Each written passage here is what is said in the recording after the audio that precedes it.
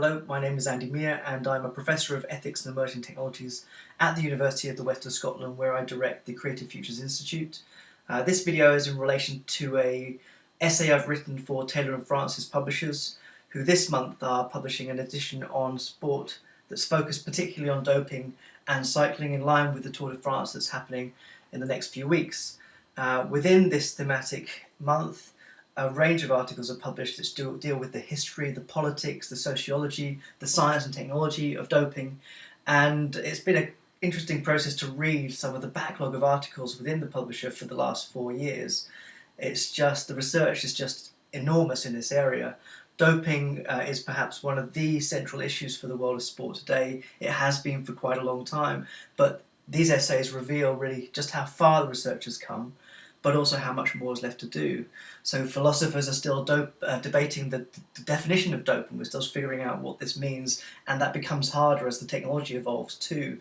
Would surgical implants constitute doping? Would laser eye surgery be included? What sorts of things are athletes likely to do that are going to change that definition? At the same time, how is society going to develop its relationship to body modification and enhancement in a way that changes that as well?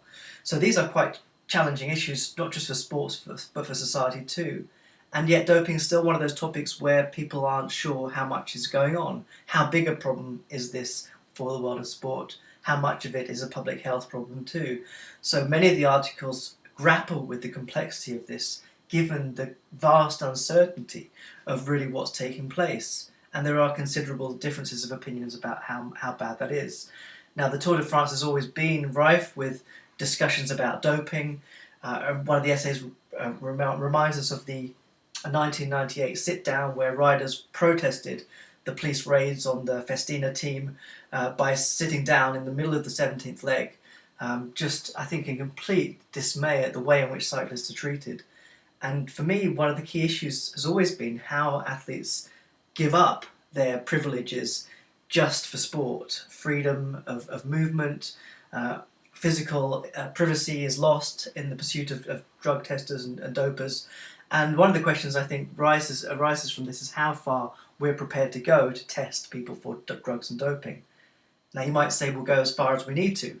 We need to make sure there's a level playing field and that the competitors are playing in the same sort of way. But we're already testing kids in high schools. How far do we test people before we start to think this has just gone too far? We need another strategy. And so many of these articles do grapple with that complexity and reveal to us just how far the anti-doping authorities still have to go to really address this issue. And they've got a tough job ahead of them. And I think the biggest problem they face is that the world's moving on too. It's not just a question of what's happening in sports anymore. We live in a world where 20 years ago people were up in arms about GM products. Today people are less concerned about that. So there's a sense in which technologies that are new, that are controversial, become accepted or more acceptable.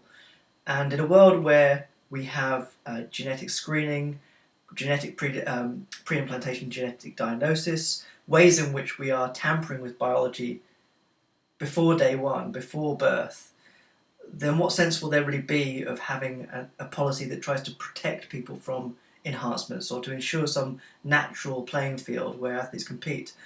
I think this has really got to go back to basics and really think about what sports are all about. We care about seeing extraordinary performances. We put athletes in a position where they have to use technology to do this. In fact, many sports are constituted by technology. They wouldn't make sense without them. So we kind of just quibble over the details as to which technologies we like and which we don't. But aside from that, we get lost in the concerns about harm and the risks to health and so on, which have been part of the history of the doping debate and its broader contextualization within the doping war. So I think when we consider where this might go, where all this research may take us, a number of the articles point to the fact that this intractable problem is only likely to get worse.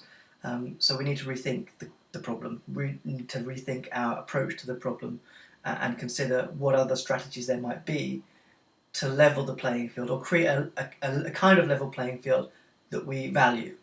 If that means allowing everyone access to everything, that might be a better solution.